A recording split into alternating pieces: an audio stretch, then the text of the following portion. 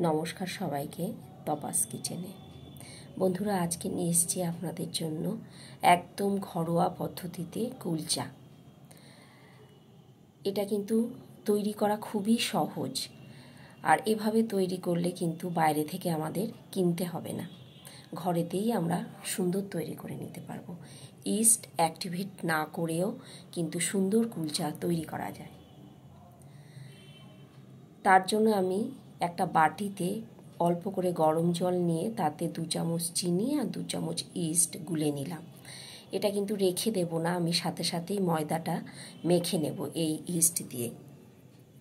200 গ্রাম ময়দা নিয়ে নিলাম, তাতে অল্প করে লবণ দিয়ে গুলে রাখা ইস্টটা দিয়ে দিলাম।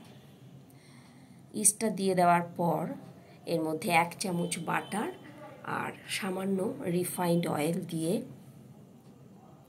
আমি এটা মেখে নিচ্ছি উষ্ণ গরম দুধ দিয়ে।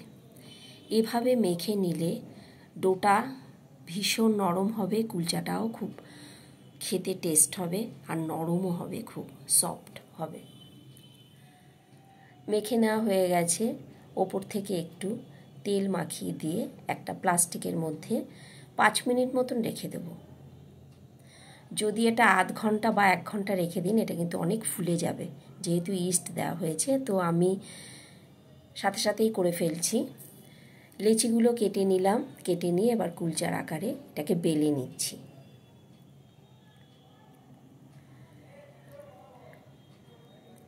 ওপর থেকে দিয়ে দিচ্ছি কালো তিল, সাদা তিল, আর দিয়ে দিচ্ছি কুচি করে রাখা ধনেপাতা।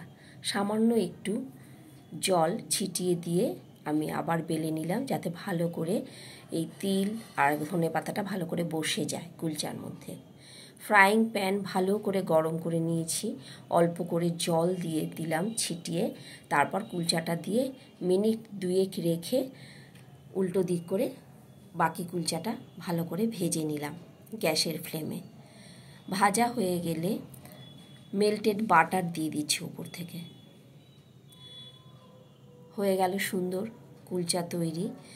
চটজলদি হয়ে যায় এরকম করলে, টেস্টের কিন্তু কোনো হেরফের হয় না। ভেতরেও যেমন সফট হবে, ওপরেও একটি কিন্তু ক্রিস্পি ভাব আসবে, অনেকটা বাটার নানের মতন। এটা হয়েছে অনেকটা বাটার নানের মতনই একটা কুলচা, খুবই চটজলদি হয়ে যায়। ভালো লাগলে এভাবে আপনারা করতে পারেন, করে আমাকে কমেন্ট করবেন যে আপনাদেরও এরকমই তৈরি হলো কিনা। দুটো করে আমি দেখিয়ে দিলাম আপনাদেরকে। ভালো লাগলে করবেন, করে আমাকে কমেন্ট করবেন। চলি, আবার দেখা হবে অন্য কোনো রেসিপিতে আপনাদের সঙ্গে।